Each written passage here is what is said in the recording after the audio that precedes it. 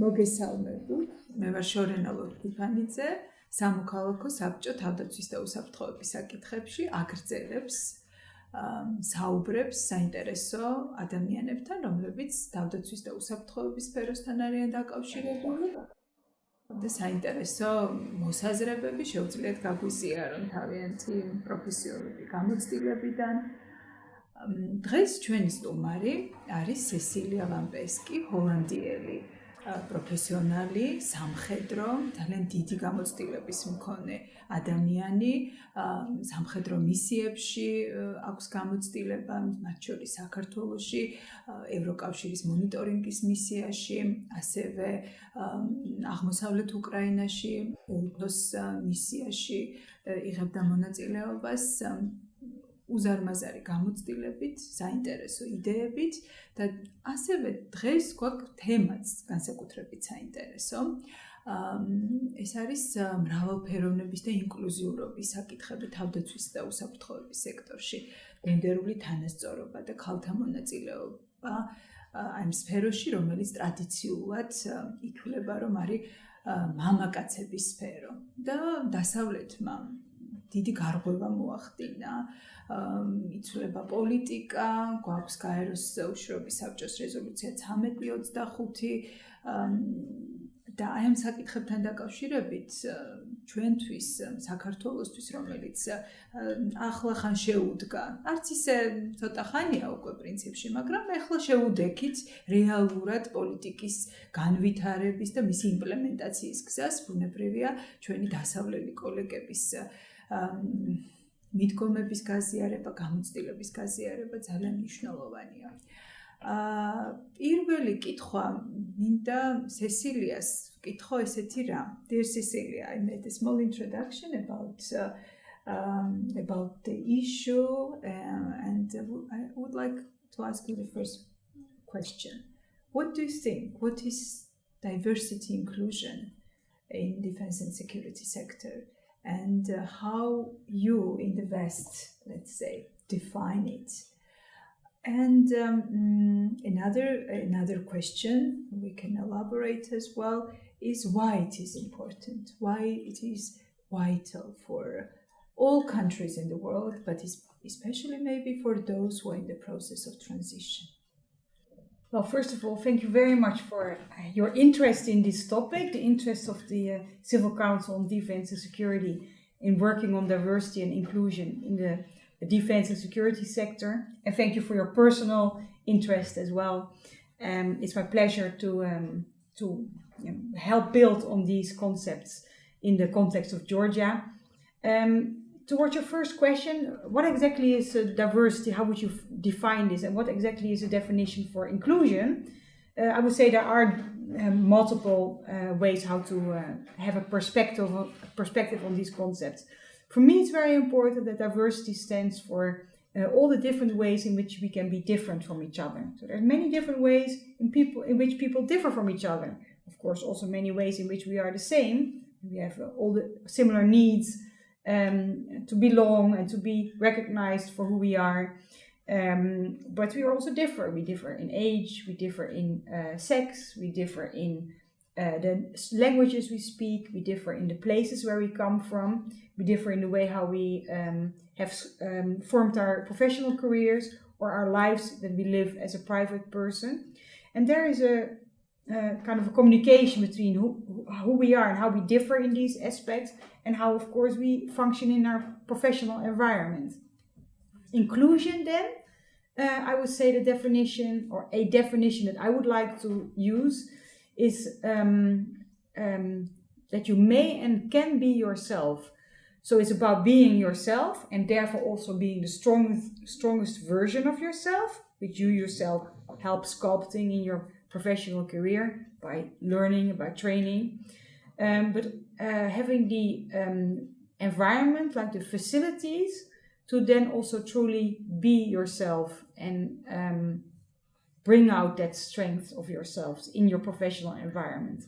So I think it's that combination of the ways in which we differ, being that you can may be yourself.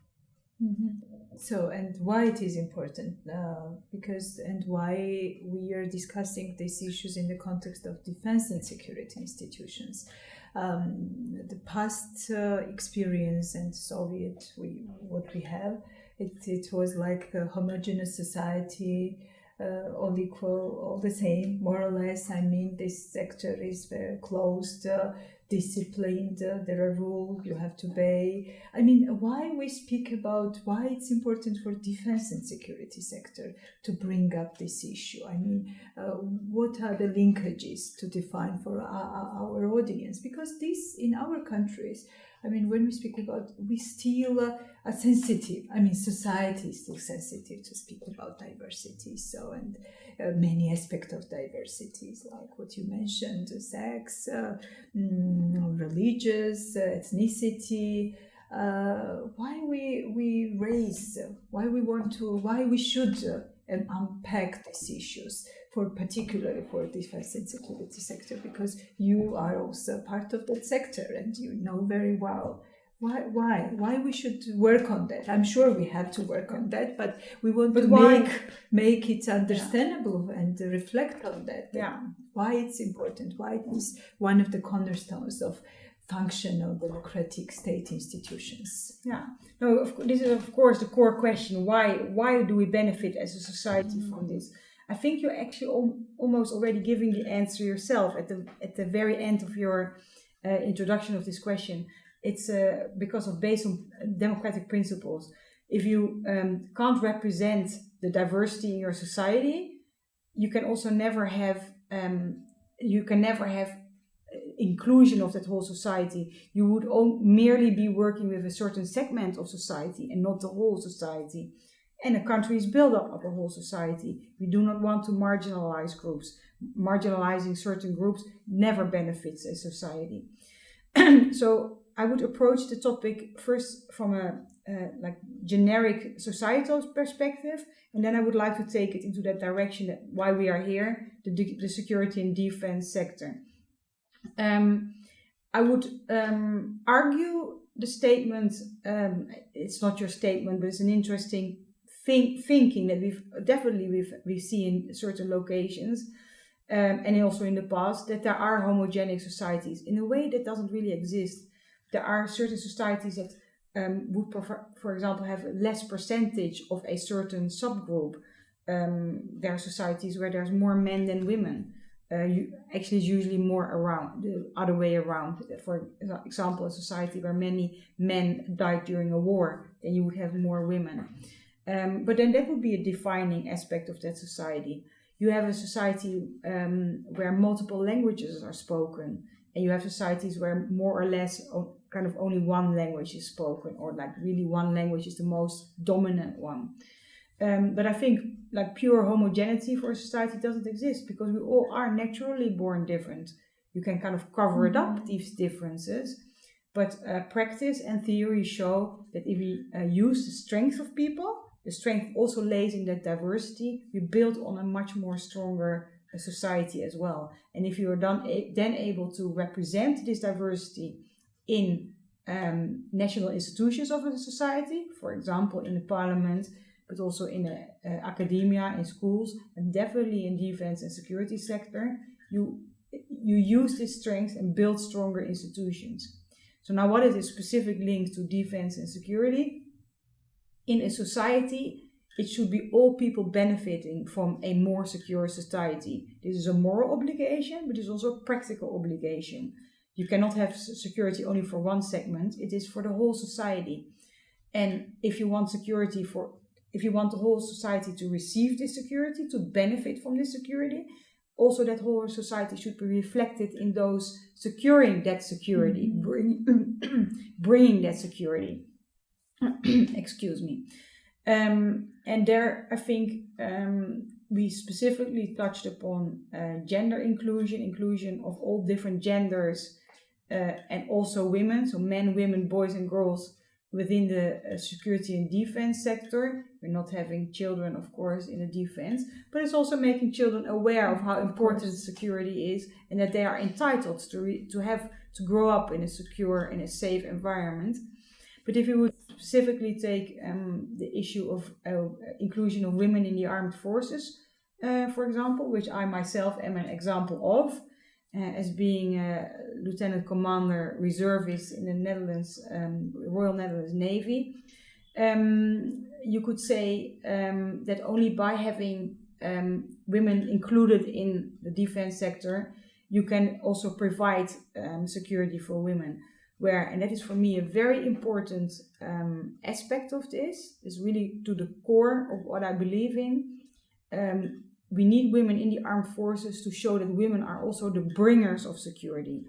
Too often we see, and we've seen this in the past, that the role of women in security is that they are the ones receiving the security because they're kind of like, they're the victims of war or of conflict or unstable societies. And women often are, just as men are in their own way, right? For example, of having to be a soldier at the front, which makes men much more vulnerable. There's not so many women fighting in the front lines in an armed conflict.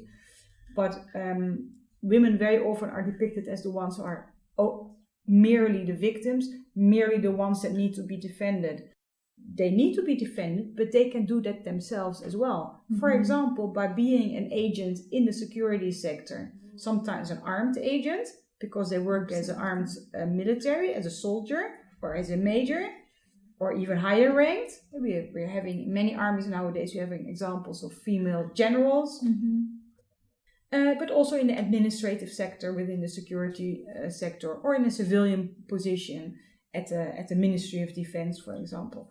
Women being the ones to bring security for all society, for women, but also for all society. Yeah, thank you very much for mentioning about women as agents of security or as victim and in need of protection, because for many years already Georgia has action plan for 1325. I think we have now the second phase of action plan, and also we have action plan for the implementation of law on gender equality. But my main concern, especially in the first wave of action plans, and even now, there was more attention on protection rather than encouraging women in decision making, thinking about different policies, how to create more opportunities for women in this area. So all these action plans, they reiterate women as actually receivers of security, and maybe we can improve this, and they are more protected, but it does not mean that they enter the field as change makers, agents of security. So I think this we have to discuss in our society as well, but it's all also on the agenda of other countries maybe. But so we have certain approaches in Georgia. We are abided by this international legislation, conventions, resolutions. We have our own law, but yes, the implementation part, reflecting on those issues are still kind of not so deep. And I would ask you, it's also a matter of approaches, but what is Netherlands' experience about women's participation in defense and security institutions? And what is the vision, maybe, and what are the policies your country is trying to empower, maybe, society for more equal participation and inclusion for women, maybe, in this sense, because we smoothly moved to another topic, maybe, of this inclusion. No, yes. But it's all connected, so it's good that you're mentioning. And although we sometimes have kind of micro focus on one aspect, if we want to promote that one aspect, we always have to look at the broader perspective as well. So thank you for doing that in your questioning. You're very rightfully so mentioning UN Security Council Resolution 1325, also CEDAW, Convention on the Elimination of Discrimination Against Women, and the national action plans that came after the signing of 1325, Women, Peace, Security. I had the honor to be a speaker, a special representative on 1325 in the year 2010 on behalf of my government towards the General Assembly of the United Nations in New York, and I addressed this in my speech as a UN Women's representative. In that year, in 2010, UN Security Council Resolution 1325 had existed for 10 years. We're now almost 10 years further. We're now almost commemorating 20 years, which is exciting because I do think a lot of things have improved since then. What we tend to overlook, and I would really like to reiterate that again and again, 1325 has different aspects in its content. One aspect is to have more women included in peace negotiation, in peace talk, in peace building. So literally more women around the negotiation table. And although we're definitely not there yet, more and more action is taken towards that. For example, also by promoting more women parliamentarians, but also more women involved in peace talks and in the drafting of peace agreements. We're definitely not at the kind of gender equal level yet, but it is happening more. Another aspect in 1325 was no impunity. So if there's any sexual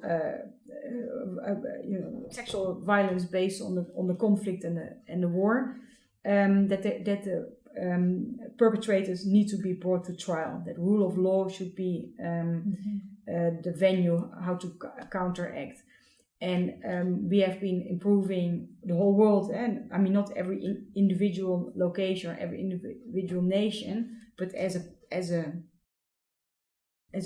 on a global scale, we're improving by having more courts where people can be trialed, having more public prosecutors, better trained public prosecutors as well, having more female prosecutors, and having better judges. So we're not there yet, but there is a strategy to move towards that goal. And now a third aspect of 1325, the one that is quite often overlooked, is that 1325 also speaks about having more female peacekeepers. So that in a more broader term, definitely that is the UN Blue Helmets, but this is of course also more female police officers. This is more female military, because all together as troop contributing countries, where it's the body, it's the substance of which these peacekeeping missions are built of. And if you don't have well-trained women, so it starts with the vetting, the selection, the training, the theoretical knowledge, the being able to offer opportunity to gain experience. If you don't have this, you will not raise that number of women. And of course, it goes hand in hand. It's the number and it's the quality. So it's having more women, just counting, do we now have a higher percentage? And what are they doing actually? Are they only represented in the lower ranks or also at the higher ranks? They should be represented in both ranks, of course.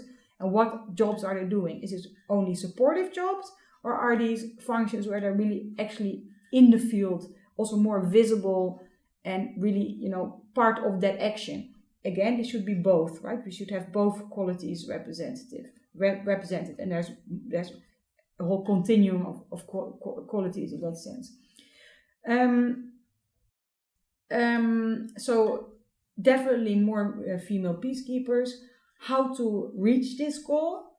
There's many roads that are leading to that goal. It depends on the situation, which one is successful. So what is the best practice in one context might not be for the other one.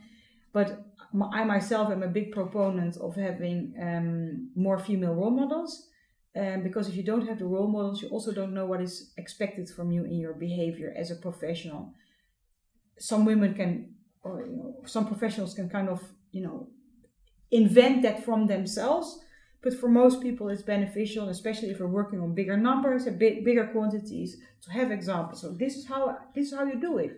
if she was able to get there, I might be able to get there as well. This worked for her, this might also work for me. So having more role models, and also by having more female role models, more female military in this case, or more female police officers, these women also are able to better shape an environment where their approach fits, because there's not one model for all. Of course, we have criteria of what a successful, professionally successful military officer, what his behavior should be, and what his knowledge should be, and what his skills should be.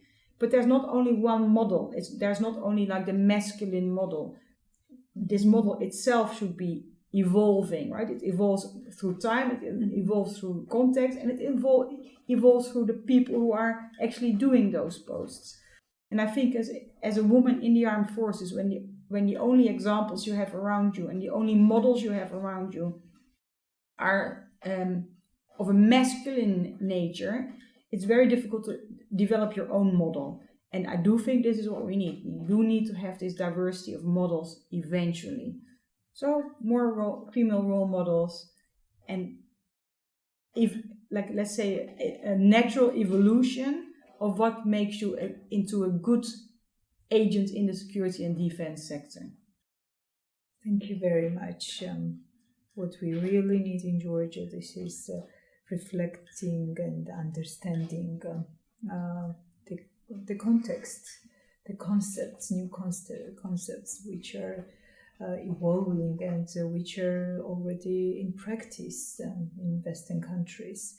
So in the end, I think this subject is very wide. We can speak about many other aspects of all this inclusion, and but what you also mentioned, we speak on the strategic things, but also we speak about some practical aspects of how to make institutions open, transparent, inclusive.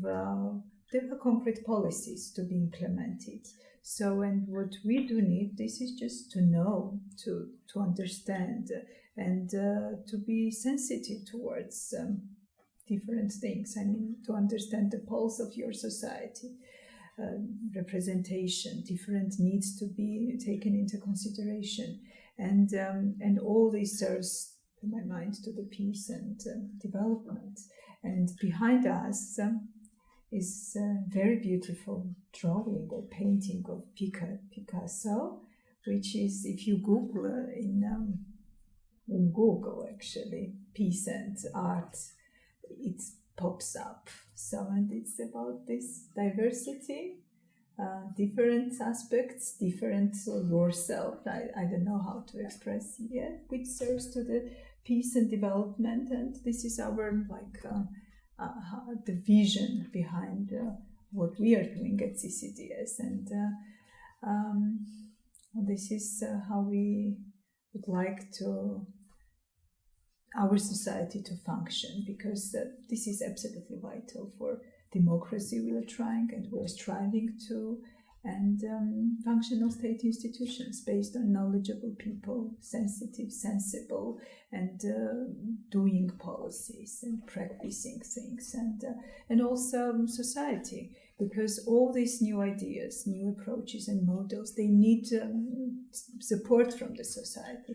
That's why it's not only boiling in the institutions, but it's also communicating these ideas with broader society, because without that support, it's impossible to go forward. So thank you very much for your great experience and sharing this experience. And we will come back to that issues. I think we still have a lot of things to discuss and to reflect on that. Thank you. Didi Matloba. Lorena, Didi Matloba.